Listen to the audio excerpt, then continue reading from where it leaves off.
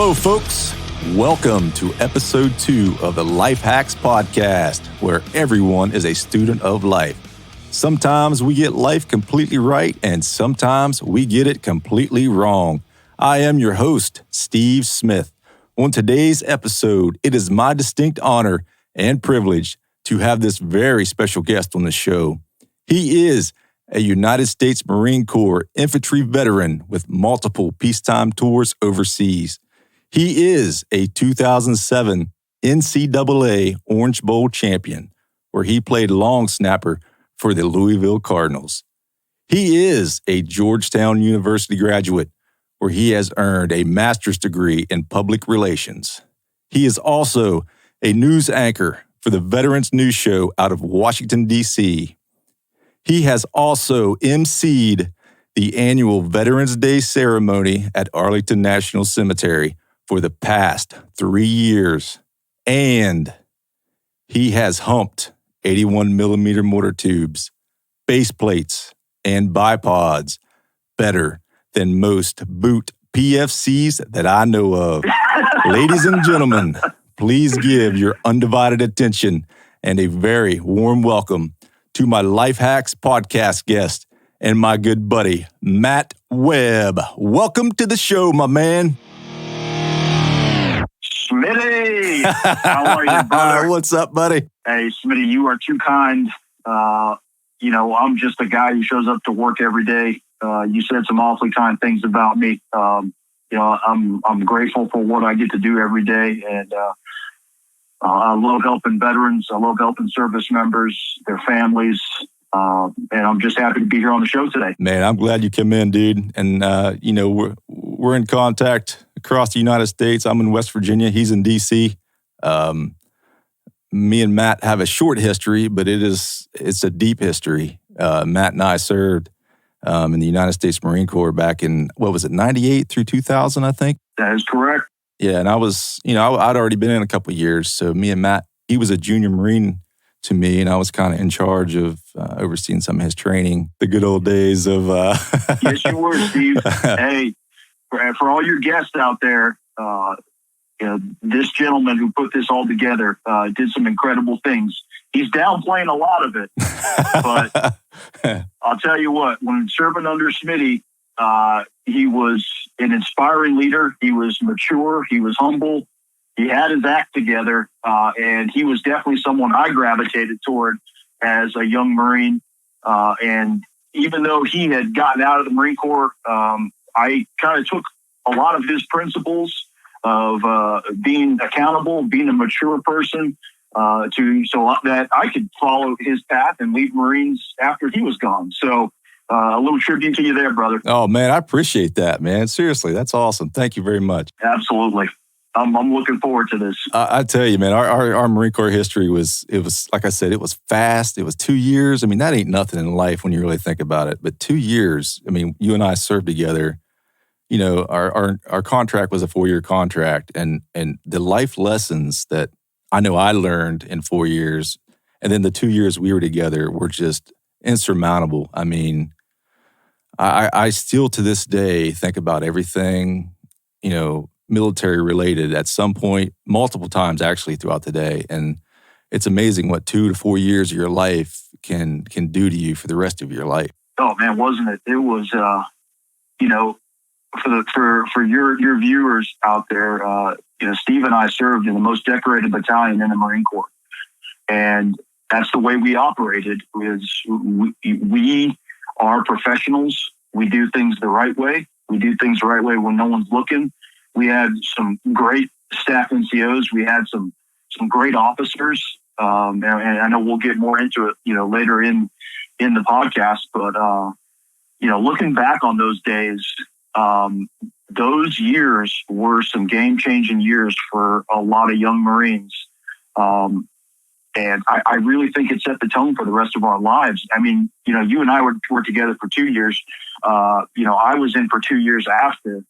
And, I dedicate my success today to that 4 years of being with 2nd Battalion, 5th Marines. I mean, I agree. What an honor it was to serve in 81's platoon definitely some life lessons to be learned there. Oh, for sure, man. Oh, totally agree with you. Like I said, I live every day of my life with the principles that I gathered from the Marine Corps. And it's humbling really because, you just dedicate a brief moment of your life to that and you flourish from it forever, I think. At least I do. It's amazing. I agree with you 100%. You look, thanks to the social media sites, I've gotten a chance to connect with the Marines who I served with, and I see, their pictures and their posts and, how they have developed over the years. And, most have started families, careers,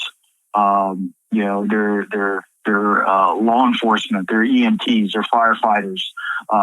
Some stayed in service. Some got out as first sergeants. You were thinking, E8s. That was something that was like a rank that no one could touch when we were that young, right? But it's just fascinating to see, how far all the things that we've accomplished in life. And I do dedicate, like I said, I dedicate my success to that time. That career move there, and I'm sure you can attest to it, was I think the reason why I'm here in the position I am today was because of what I learned at age 18, 19, age 20, 21, So those were, amen to you, brother. Yeah. I'm glad we had a chance to serve together. Awesome. Some of the best times of my life, man. Definitely. Absolutely. All right, man, let's get this show rolling, dude. I got some questions for you, and some of them are, oddball questions, and some of them are going to be good questions that I know we're going to benefit from. And like I said in the first episode of my podcast, and I think you probably caught that, but this show is called the Life Hacks Podcast, and what we're doing here is we're just talking about life, man, and we're all students of life, and we're all, learning from life. We're all leading life, and we're all making mistakes in life all at the same time. Maybe not, at the same time, but in a day's time, all three of those things are going to happen to you. It might be major mistakes or minor mistakes or major accomplishments or minor ones, but every day, you're gonna have to live your life. And I've always just wanted to just talk about things. We're middle-aged men now, so I just want to talk about life and just a little bit of what I've been through. I think I can help people, and there's just something on my heart that just wants me to do this.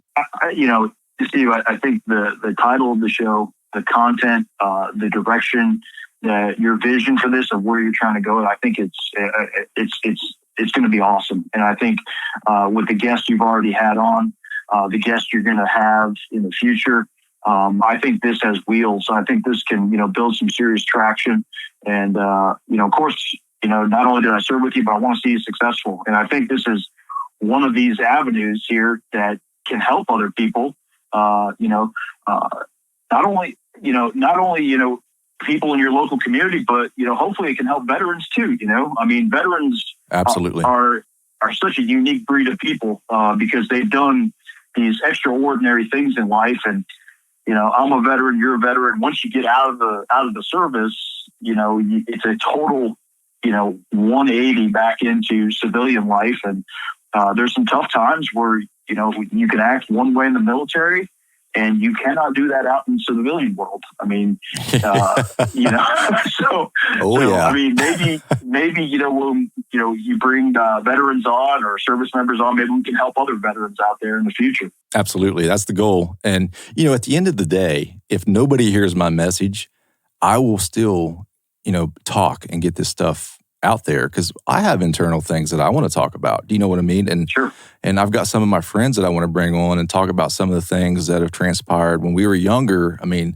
Our community suffered a tremendous loss when we were in high school, and some of my close friends, I want to pull them on the show and I want to talk about it just because of, how that's changed my life. And I didn't really understand that it changed my life then because I was so young.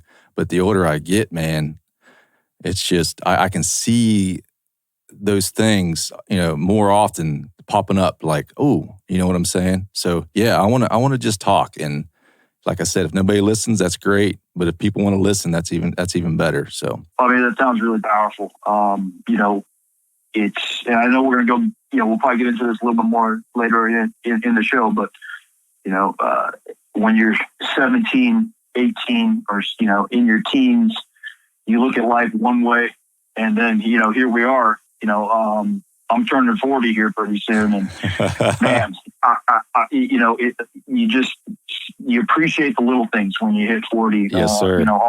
All the fun we had, the good times, you start reminiscing on the bad times, as you were mentioning, those moments of tragedy and loss. Maybe they didn't hit you as hard back when you were a teenager, but you look back on it, it's, it makes you appreciate, just the little things of being around your kids, your family, going for a walk with the dog, whatever it may be. So I'm with you, brother. I'm looking forward to hearing future podcasts out there of what your message is going to be. I'm shooting for Joe Rogan. Joe Rogan, if you're listening, hit me up, brother. Oh. Joe, Steve Smitty is the guy. He's the man. All right, man. Hey, let's get some questions rolling. Are you ready? Let's do this. All right, brother. Here we go. I want you to think of the Marine Corps, I think, for this question, because once I read it to you, I want you to think Marine Corps, all right? Yeah. If you were forced to wear a warning label, what would yours say? Oh, man. Warning label. Keep 6 feet away from me, man. 1 arm's distance, all right? Listen, don't get in my personal space, all right? Listen, COVID's hit us hard, but even before COVID, I don't like people in my face. I'm sure nobody does. Nope. I'm always cool. I'm always a gentleman. I'm a professional, but, the town that I live in here in D.C., it tends to be a heavily political town.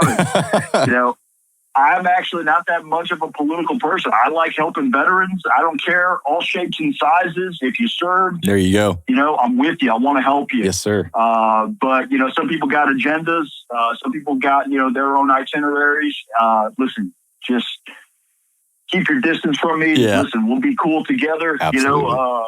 I will, yes, sir, no, sir, yes, ma'am, no, ma'am, to you to death. And, try to kill you with kindness. That's my MO. So I guess that's what my warning label would say. I like that. That's a good answer. You talk about the politics, man. I'm the same way. I could give 2 rats butts about who you want to vote for, who you believe in. I don't care. I want people to be good people. I want to get along with everybody. And I'm not just saying it because I want to just blend in. No, I want to get along with everybody. I want to have a relationship with people. And I really mean that. I don't care what you believe in. We all need to be good people, man. I mean, that's the bottom line. You hit the nail on the head right there. So with COVID hitting, I live in like a cul-de-sac there's a bunch of homes here, and we can't really go anywhere. You're kind of subject to, your front yard. And, we've got lots of neighbors who are around our age, have kids around our age, so we congregate a lot. We hang out, we talk. These are people from all over the country. So, of course, we're going to have some different ideologies, different views. Sure, yeah. On a lot of different things. But you know what? Since this thing has hit, we've gotten so close with our neighbors, all of our neighbors. Some have served in the military, some are, veterans, some are active duty, some are, DOD contractors, whatever the case. We've kind of come together and just congregate. And, one of those things we haven't really kind of, we've stayed away from is, those political ideologies. I'm sure that some people are different than others, but we kind of talk about, the economy. We talk about family. We talk about, hey, when this thing wraps up, where are we going to go? And we've gotten so close with our friends and neighbors here. We've made friends with our neighbors here. It's been awesome. Even through, all the bad things that have happened with this pandemic, there has been some good that's come out of it. That's awesome, man. I'm on board with that 100%. We need to get rid of the boundaries. We need to get rid of the roadblocks of society. Get rid of the lines. I don't care. Sure. Let's stop that bullshit. And excuse my language, but yeah, no, you're good, bud. Be an adult. Be mature. Be kind to your neighbor. Take care of your neighbors, because there's going to be times where you're going to need help from your neighbors. Absolutely. Absolutely. So I don't let those types of issues get in the way of that. Stand outside, offer them a beer. There you go. Get you pretty far. Yeah, love it. Yes, sir. All right, brother. I got another question here for you, man. Send it. What is something about yourself that might surprise others if they knew about you? What is something about myself others? Most people looking at me don't know that I played college football. I can see that. I can see that. I'm not the biggest guy in the world. Definitely. Yeah, you know what I mean? Yeah. I walk down the street. I mean, I just look like a regular guy, regular Joe. Yeah, but you got those legs, man. People are pretty fascinated. Those legs are huge. Yeah. I mean, most people think of guys who play college football, 6'5", 300 pounds. I'm 5'9", 215 pounds. Well, probably since COVID, 220 now. Most people don't know that I won an Orange Bowl. My senior year of college, playing on the national stage for 5 years after I got out of the Marine Corps. So that's kind of an interesting fact that I like to share with people. Yeah, that's pretty awesome, dude. We're going to talk about that here in a minute. Sounds good. Your little college time. I want to ask you another Marine Corps question. What is the most embarrassing and or your funniest moment while you were in the Marine Corps? And I'm hoping it's something I know about. I think you will know about this. So I remember, I think it was our first deployment to Okinawa. Oh, buddy. We were out at a range on a chute on some hill. And this hill had like 6 feet of grass. I'm not kidding. I remember this. Really tall grass. And I lost my Kevlar helmet. And I couldn't find the damn thing. It fell off my hip. I was going from one gun to the next. And at first I was like, I'll get it. I'll eventually get it. And then, platoon sergeants, Marshall and Heller were like, where the hell is your Kevlar? And I'm like, it's somewhere here in this 6 feet of brush. Well, I mean, they shut the range down. We headed back to base camp. This thing, it took us, we had to get on a line to find this damn thing. And they made me run laps around the platoon, getting back to the barracks. I mean, it was an embarrassing moment. You never want to be the guy who slows the platoon down. No, sir. Never. I think I must have been like 19, 20 years old at the time. You're immature. You're not always thinking about these small little moments, but because I think I went through that, to this day, I am accountable of my personal gear: keys, wallet, watch, cell phone, boom, ID card. It was those moments, that I learned in the Marine Corps as a young Marine to be accountable for yourself. Take responsibility for your actions. Yes. Have that, that awareness of your surroundings, so you don't be that guy again. So for your viewers out there, I mean, hey, listen, there's no requirement for you to serve in the Marine Corps, but if you didn't, that's okay. But when you're trying to move as a family, there's so many moving parts. Mm-hmm. Whether you're going to the grocery store, Disney World, wherever, keep accountability of your gear. So absolutely. And in a nutshell, that was probably one of the more embarrassing moments. I think there might have been a little bit more extra PT involved with that, if I remember correctly. Yeah.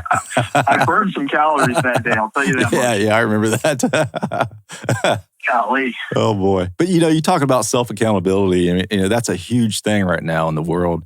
Nobody has it. Well, I don't say nobody, but right. A vast majority of the people are just lost with self-accountability, self-awareness, internal respect. I mean, you got to respect yourself before you can even become a better person. If you don't care about yourself, you might as well forget about it, man, Yeah, I can definitely relate to that, and I know we're touching base on a lot of Marine Corps references here, but, I mean, Suni, you remember when we were in, we had constant inspections. Oh, my gosh. Uniform inspections, barracks inspections. Oh my! That our platoon, just like all of the battalion, took pride in the way they looked. Yes, sir. In the way that they took accountability of our gear, our equipment.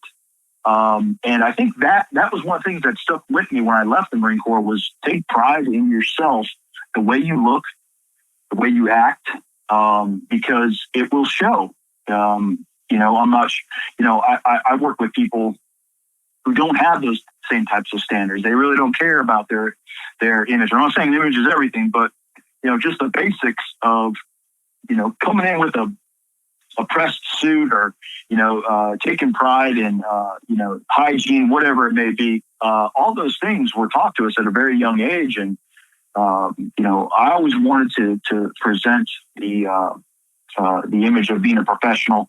Matt's got his act together. Yes. He can be a trustworthy person. So that's really what I always strived for. And, it's gotten me pretty far, Definitely. So I'm thankful. And it's a lot of those basics in life. I mean, people overlook them because without those small things that you do every day, the better you make those things, the better all that translates to the bigger things in your life. No matter if you're taking a test or if you're interviewing for a big job or you're now the president of a company, all those small, tangible things play a major factor into all of that big picture coming together. Couldn't agree with you more. Very well put, sir. Yeah, man. All right, brother. I got another question for you. I want to start getting into your timeline a little bit, all right? So fill me in. Give me your Matt Webb story after Marine Corps 2002. Tell me what it is that got you to where you're at right now. Absolutely.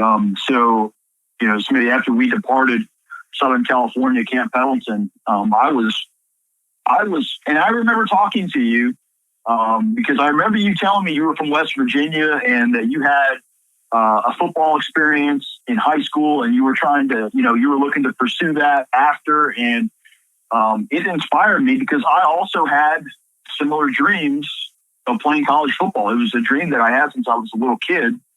I remember used to watching college football on Saturdays. All the big schools, Notre Dame, Michigan, UCLA, USC, Texas, whoever, I wanted to be a part of that. And after I got out of the Marine Corps, I pursued it, and I pursued it hard. I was actively trying to market myself to colleges up and down the West Coast. Nice. And it was tough. I'll be honest with you. It was tough because I bet so. I was out of the game for 4 years. Yeah. Serving our country, and I didn't have a whole lot to show for it. So I got kicked out of quite a few college football recruiting offices. What? Yeah, I heard a lot of thanks, but no thanks. Yeah. We're not interested. A buddy of mine who I grew up with had, told me that there was a junior college football system in Arizona and I should come out and look at it. So I jumped in my little Geo Metro, packed up my sea bags and headed out to the desert. And, I walked on to a small junior college, Scottsdale Community College. Oh, and nice. get this, Smitty. Yeah, the mascot, okay, for those who don't know, Scottsdale Community College is home of the Fighting Artichokes. Okay? Talk about an intimidating mascot, right?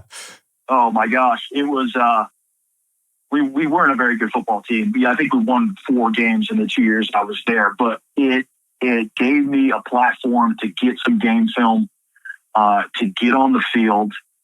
I had spent the last 2 years in the Marine Corps, on the beaches, on ships, learning how to long snap a football. I bought a self-help VHS tape to do it. I mean, they didn't have the internet back then, so yeah. It was kind of, it was VCR or VHS tapes. There wasn't YouTube, so that was the technology. And I put together a highlight reel of my long snaps, and I put together 90 VHS tapes. Wow. And I started shipping them across the country. No kidding. Yeah. That's awesome.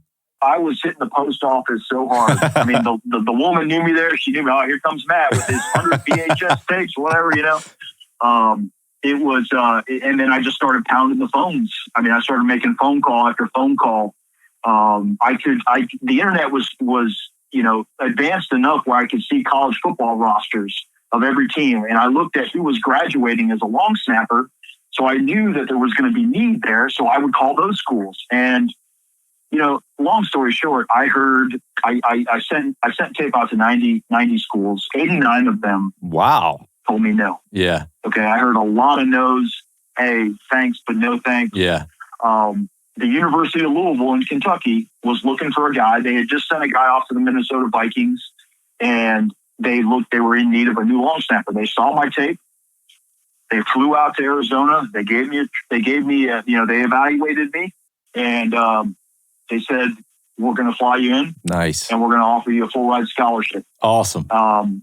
It was an incredible moment. I was 1 for 90 in my recruiting experience. Wow. But it just takes one. It takes one school to believe in you. And, for your viewers out there, sometimes hearing no isn't the worst thing in the world. You got to have thick skin. Yep. Because I heard a lot of no's during that time, but I never gave up. In my mind, I knew that I was good enough to do the job, and it got me a full ride scholarship. My first year there at Louisville, we set an NCAA record for most extra points in a season. Wow. My kicker won the Lou Groza Award, which for your audience, that's like the Heisman Trophy for kickers. Yep. Is the Lou Groza Award. And we capped it off with an Orange Bowl win my senior year, playing down in Miami in 2007. So we didn't lose a whole lot of football games while I was there. I remember those years. Yeah, we had a rock solid football team for 3 years I was there. And I got to play a lot of the teams that told me no. So it was kind of a good feeling, putting a thumping on them, because we used to light up the scoreboard. I mean, it was a great time in the school's history to be a part of that. So that's awesome. Serving in the Marine Corps, playing college football, winning an Orange Bowl. Yeah, winning the Orange Bowl. It was definitely. Who would have thought Matt Webb is going to win an Orange Bowl? I mean, I'm here to tell you, folks, not this guy. Hey, Steve, when we served together, I was a young PFC, carrying the base plate, in the back of the platoon, and then here I am. I got 3 bowl rings here on my desk right now. Yeah, that's amazing. I mean, that is awesome, dude. I'm very proud of you. That's I had no clue what you were doing, post Marine Corps, and I watched all those games. I was a WVU fan, and I watched all of those Louisville games, and I'm sure I seen you on the field and didn't even know it. Boy, we played one game at Morgantown. That was the Rich Rod era. Yeah. He had a hell of a team, and we went up there to Morgantown, and the first half of the game we were up like 3 scores. The whole student body left. Oh yeah. Second half they came back and beat us. And what's that song they play after the West? Oh West yeah, Virginia buddy. Games? John Denver, Country Roads. Country Roads. Oh gosh. Yeah, Country Roads. I do like John Denver. Yeah. He's a great singer. But man, I was so mad. I was so mad when WVU beat us. I wasn't. Yeah, I watched that game. Yeah, it was West Virginia had a stacks team that year. Who was the running back? Slayton. Slayton, and Pat White was the quarterback. Pat White. Yeah, Pat White was the quarterback. And then you guys had that big fullback. Man, that guy was awesome. Oh shoot, what's his name? What was his name? I can't remember his name.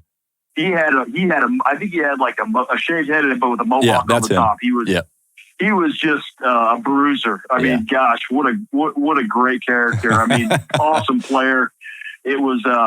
Those were some memorable years. I think if my head coach would have stayed at Louisville, Rich Rod would have stayed at West Virginia, those 2 teams would have been unstoppable. Definitely. I mean, of course, they pursued bigger jobs, and good for them. Oh, for sure. But it was definitely a blessing playing college football and being around some great athletes during those 3 years I was at Louisville. So it was awesome. I'd be willing to guess the coolest thing that ever happened to you while playing for Louisville was obviously winning the Orange Bowl. Am I right about that?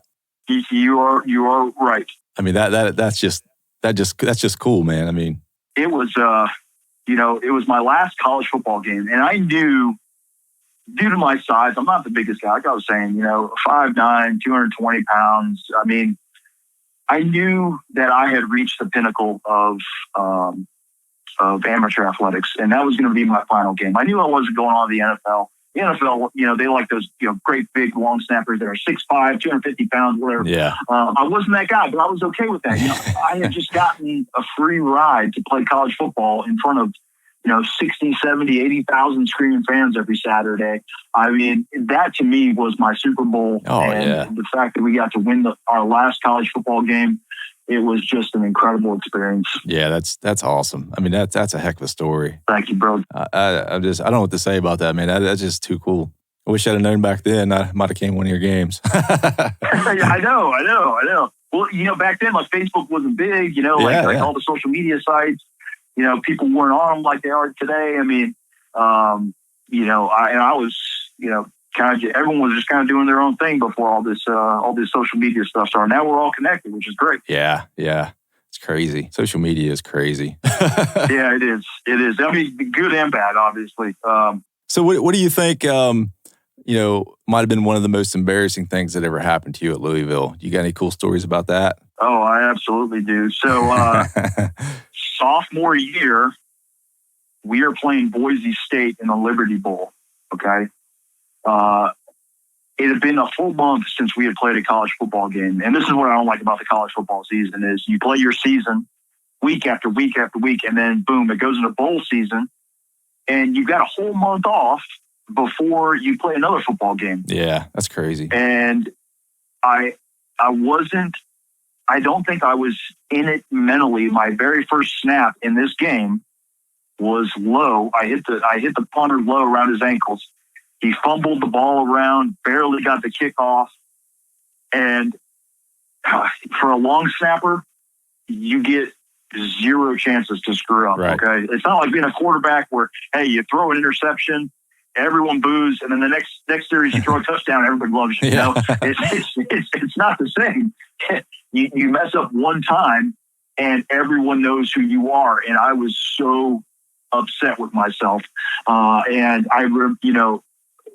I think my parents had called me up. He said, yeah, Kirk Herbstreit was on you. The camera was filming you the whole time. And I'm not sure if you remember those Southwest commercials where the slogan was, want to get away. Okay. Yeah, that was me. I definitely wanted to get away. I wanted to either bury myself into 6 feet underground, never be seen again. But I think one of those life lessons is, we're all human. We screw up. Absolutely. That's one thing I can guarantee you every human has been. Oh, for sure. That is the ability to mess things up. Absolutely. But I really think, your character is tested by how you rebound from your screw-ups and how do you come back from that. I remember the rest of the game, I was so focused, so determined on just being perfect for the rest of the 3.5 quarters of football that we were playing. And my snaps were perfect for the rest of the game. And my coach got on me the first time, but we came back and we ended up winning the game. And, all was forgotten. But being the perfectionist that I am, you don't want any screw-ups. I mean, you don't want any hiccups. So, right. It was, it was definitely one of those moments. It was embarrassing, but it was a learning moment at the same time. A lot of people don't get to screw up in front of 8 million viewers across the country, but I did and got through it. Luckily, we survived and we won the football game. Yeah. Yeah. That's a tough one there. I tell you, life lessons, man, they come in all shapes and sizes, and you never know when they're going to show up. I mean, it's crazy. They really do. They really do. All right. I got a few more questions here. I'm going to change the pace just a hair. Yeah. I'm going to ask you some life stuff here. All right. Do it. What do you think you're most scared of and or might be your biggest fear in your life right now? So, this is one of those questions I kind of alluded to. It is, when I talked about, having a bad snap on national television and being really embarrassed by that. I think that fear still sticks with me today, the fear of failure. I don't like failing. And you can probably relate to this. Most Marines who serve don't like to either. It's something that, I'm still working on because, like I was saying earlier, I am still human. one thing that we're really good at is messing up. Yes, sir. Unfortunately, but I sometimes, in order to compensate for that, I what's the word I'm looking for? I try to be overly cautious. Yeah. And I try to be too cautious to not screw up, to not fail. I try to, protect myself, put a severe around myself, or whatever type of action I'm taking in the professional settings that I work in. So that would be really my answer is, that fear of failure. But, what I need to learn is it's going to happen. Yep. How do you take that constructive criticism? Exactly. How do you learn from it? I mean, even though we're adults now and we're professionals, you still got to be able to listen to criticism of your failures. You have to. Absolutely. It's a tough thing to, tough pill to swallow. It is. Actually. It definitely is. I mean, we all want to be, closest to perfect as we can be. And that's just impossible. But, that's what drives us to be better every day. I mean, I hate making mistakes, but I know the lessons I've learned from those mistakes have outweighed, the ones I didn't mistakes on tenfold. I mean, it's just the mistakes are highly valuable. Sure.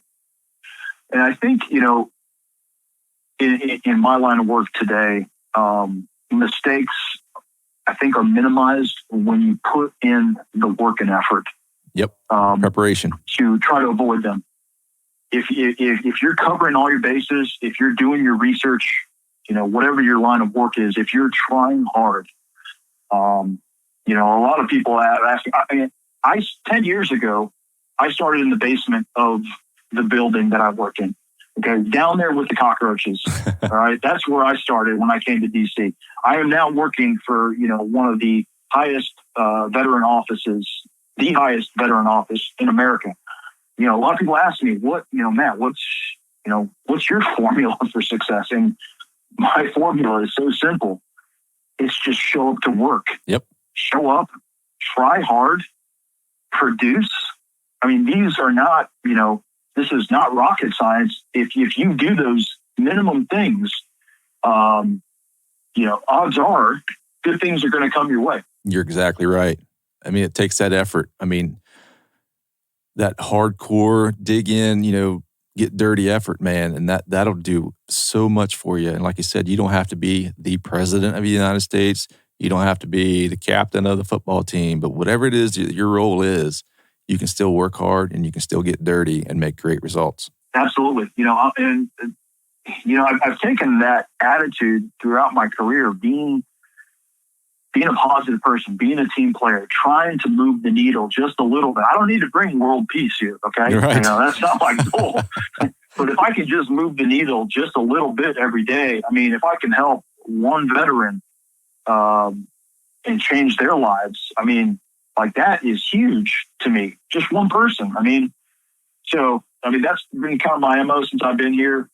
And since I've been in the area, I've been blessed with the ability to buy a home, the ability to pursue a master's degree, have a job that I really thoroughly enjoy. I'm so grateful to be a part of the job that I'm in, helping veterans.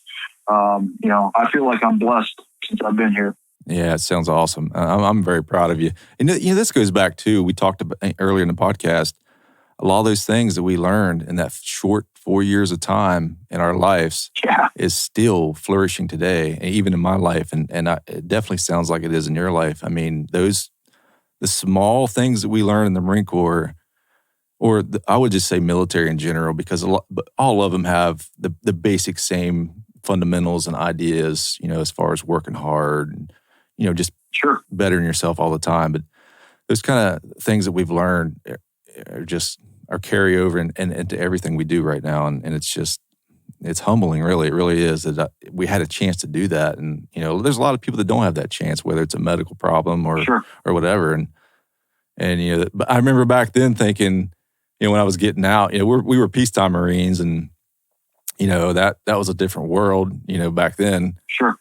I remember thinking, getting out, I'm like, I honestly hate this. And at the time, I thought I hated it, right? Because it was just so monotonous. So, how it is. It's just repetition and just a bunch of BS all the time. And I was just sick of it, and I was ready to move on with my life. And I thought once I got out, it was that part of my life was over, and it was time to move on. And it was, for the most part. But every day since then, and it's just those traits, those all those lessons I learned in that short period of time just follow me everywhere, and I'm so grateful for that. And I just, it's a blessing. It really is.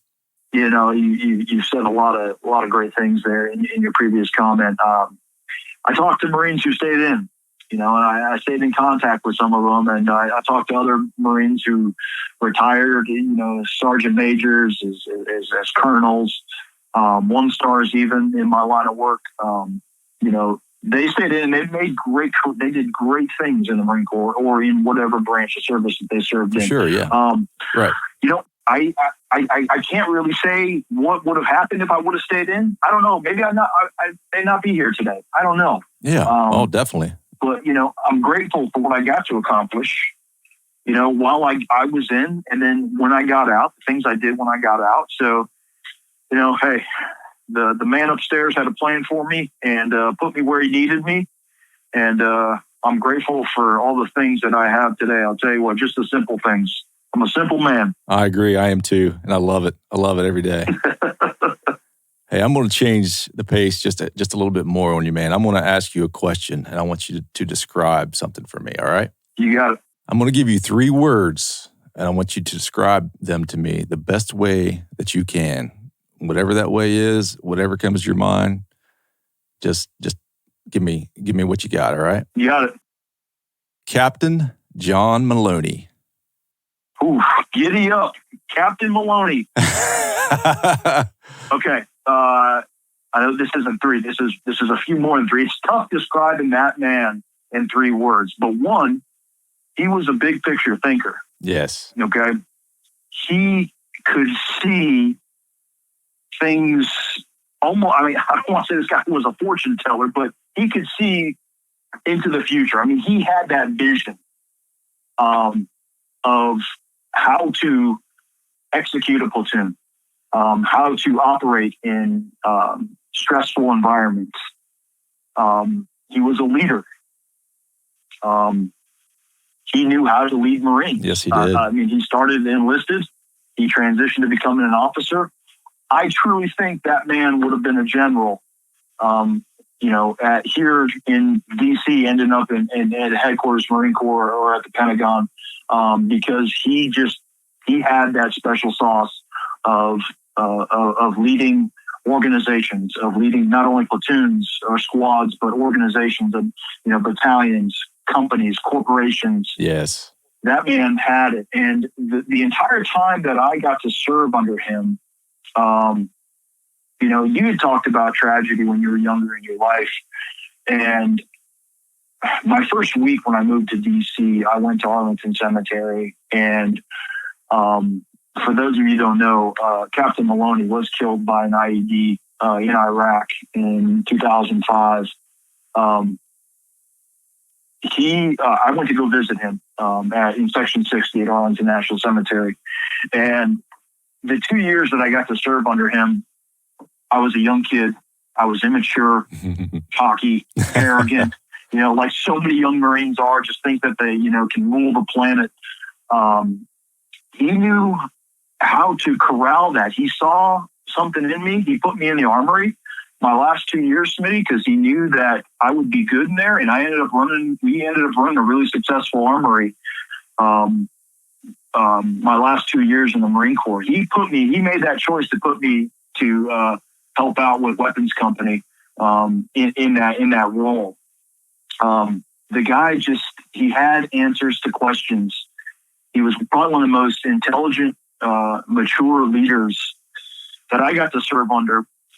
And, I just didn't realize how blessed I was to be in his presence, to serve under him. I took all that for granted when I was 18, 19 years old. Right. And when I went to go visit him in Section 60, I'll be honest with you, Smitty, it was like Niagara Falls, man. Me too, brother. I couldn't hold it in. Just seeing his headstone of such a great Marine, a great leader, it was now at rest. But you know what? The guy, he died, loving what he did. No doubt about it. No doubt about it.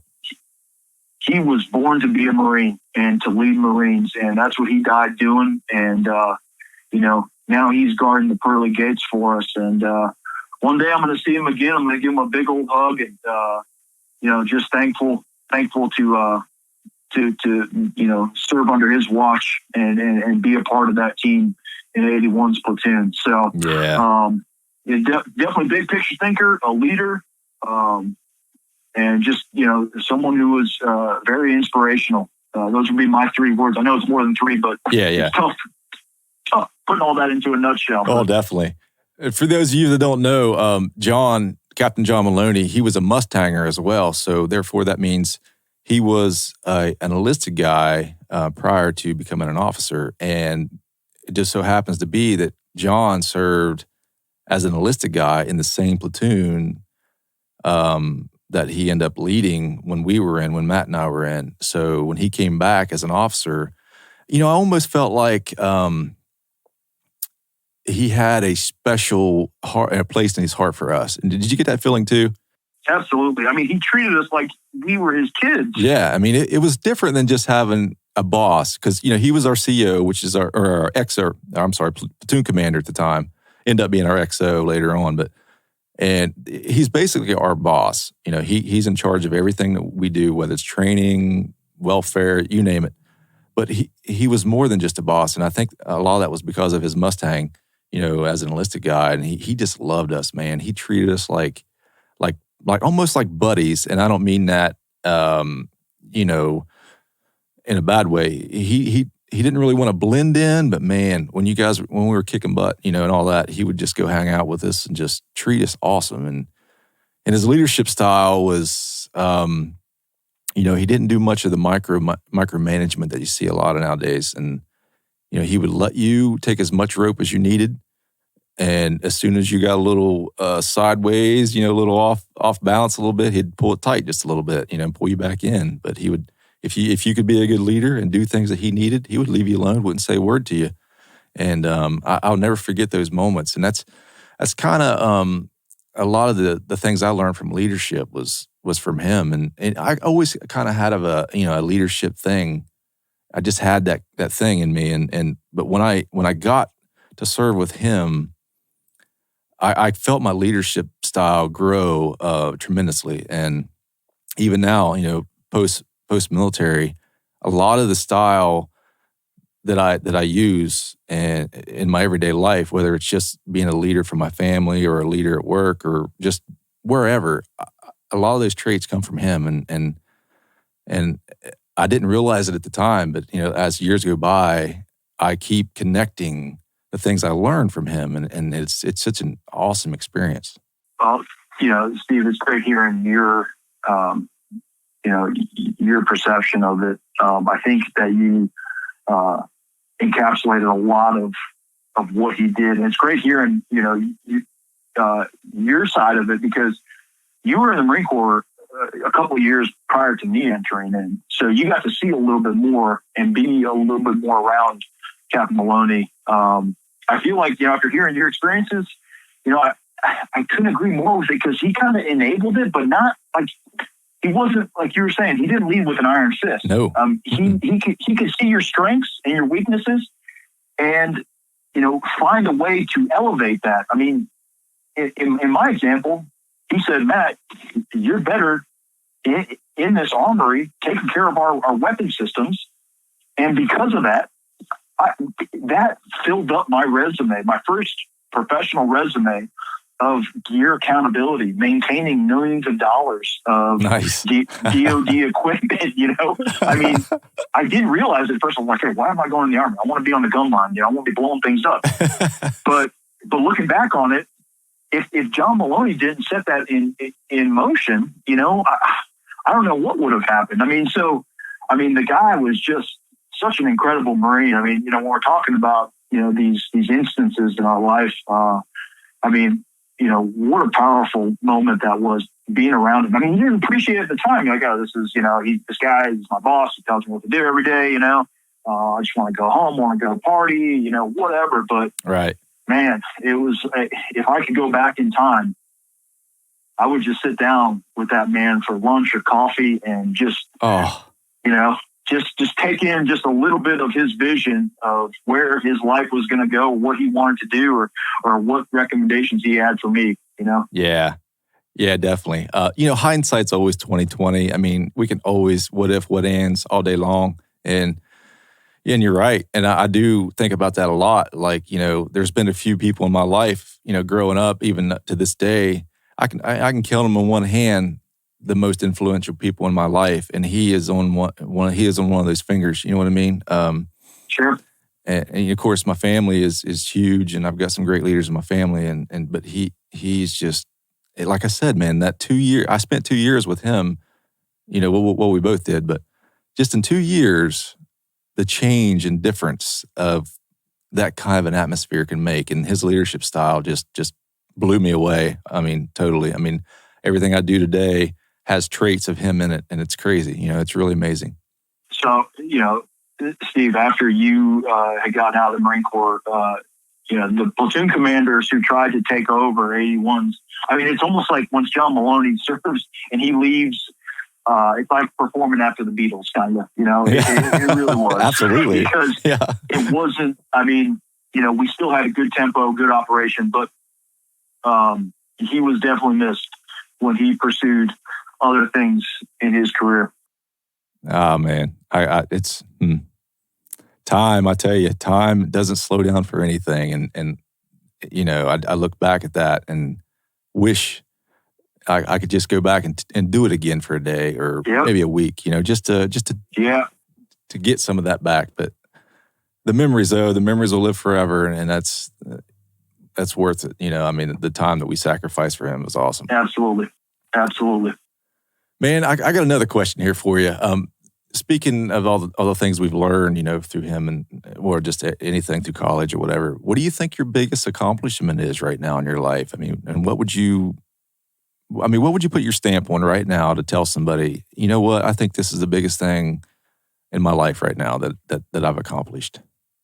I've gotten to do a lot of things in life, and serving honorably in the Marine Corps, playing college football, two great accomplishments that I'm so proud of even to this day. But I got to say the biggest accomplishment to date so far is having kids. Dude. I'm a simple guy. Yes. Isn't that crazy? It's just, it's a miracle. I mean, just seeing life transform, and just knowing that, you and my wife me and my wife were able to make this, beautiful child. And, I got 2 kids now. I got 2 little girls, and they're up and running. They're starting to mature, develop every day. And they're walking, running, talking back, Yeah. I mean, it's just, I mean, seriously, I when I am on my deathbed, whenever that may be, I can say that having kids was probably my biggest accomplishment. To me, it's a gift. Absolutely. Gift from God. Absolutely. That I was able to have a couple little girls. My wife and I are talking about having more kids in the future. Nice. It's a possibility. So, these are to me, this is, I'm a simple guy. I don't like toot my own horn on a lot of things, right? Even though my job is to talk a lot, with people. But I to me, just being a dad, being able, to come home from work and someone saying, "Daddy, Daddy," I mean, it's probably the best feeling to me. Hands down. I agree with that 100%, man. Nothing in the world beats fatherhood. That family thing to me. Sure. The kids, it's just, there's nothing better. And my whole life right now is set up around my kids and my family. And that is it. That is all I care about. And, my work schedule is set up around my family. My extracurricular time is set up around my family. Everything is set up around family. And there is nothing better. That is the biggest accomplishment that I could ever do. And I could never do anything better than that. I mean, there's just no way. Yeah, I'm with you. I'm with you 100%. You know, growing up, my goal is to be, hey, I want to be super rich. I want to be super successful. I want to be super popular. Like all these things. Yeah. All of it just pales into comparison, because now I'm like, hey, I got to get home. I got to make dinner.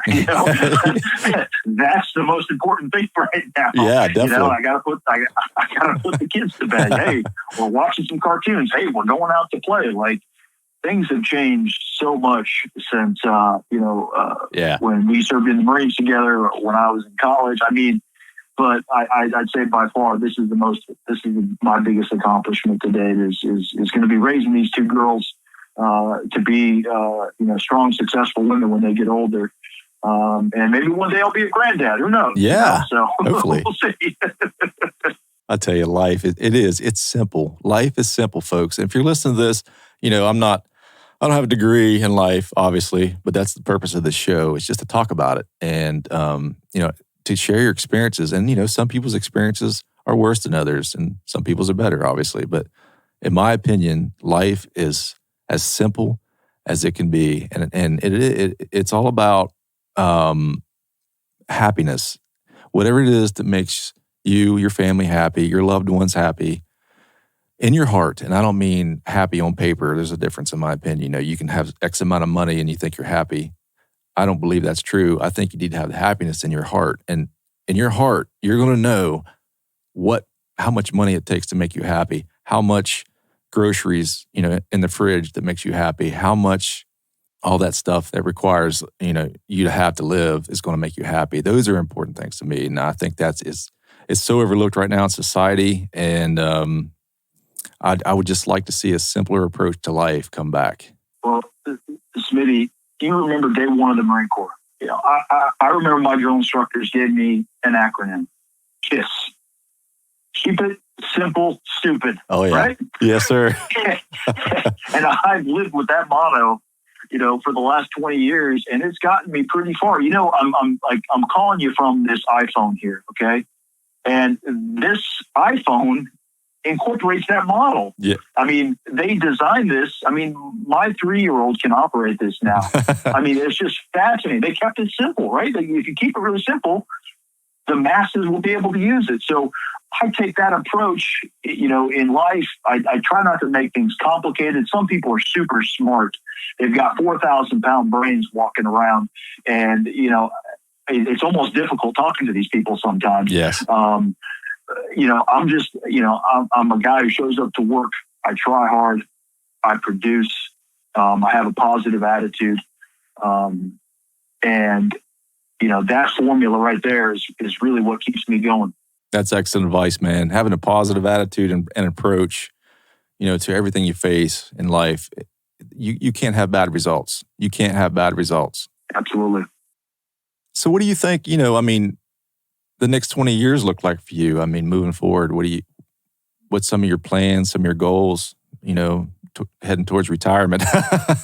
Sure. Yeah. No, I got about 17 and a half years until retirement. Not that I'm counting, but yeah. So I've got some time left in the workforce, but things are going really well. I've managed to make it, into a position where I'm pretty comfortable with my job. Not too comfortable, but comfortable enough where I can say, I've worked really hard to get to where I'm at. The next 17 years, 20 years, I'm planning on staying in my current position. I want to keep helping veterans. Nice. I like helping veterans and their families. So I think maybe there might be a move or two along the way. We'll see.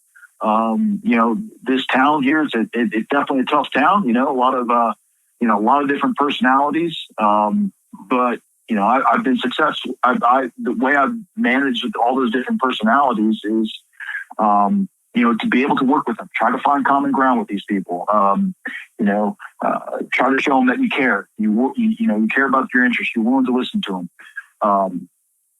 But I see myself staying in my public position over these next couple of decades, I want to see my kids grow up. Obviously, I want to see them go on to hopefully maybe pursue either college or college athletics like both their parents did. My wife is a college basketball player as well. So, oh really? I didn't know that. Yeah, she played college basketball.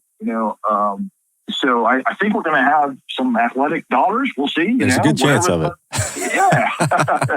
Whatever they want to do is, we'll support it, and we'll be encouraging them to do great things as they move on. After retirement, I would love to be on a beach somewhere near some water.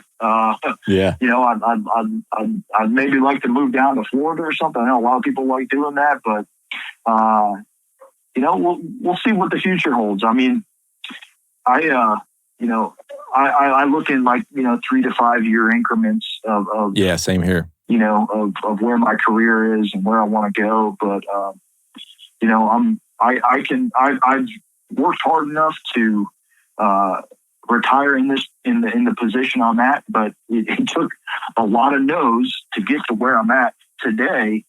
So the fact that I've gotten to where I am, I'm not only am I grateful, but I want to continue helping the guys who I served alongside with, other service members out there. So that's really the plan for now.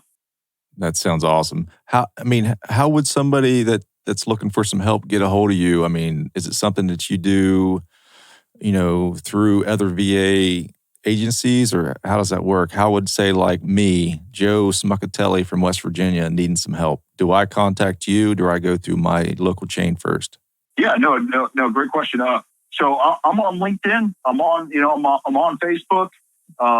If you just pop me over a question on email, if you're having a problem with, whether it be, a claim that you're looking to file, if you're looking for information on acquiring a home loan, whatever the case may be, when it comes to accessing your VA benefits, I'm happy to be a traffic navigator.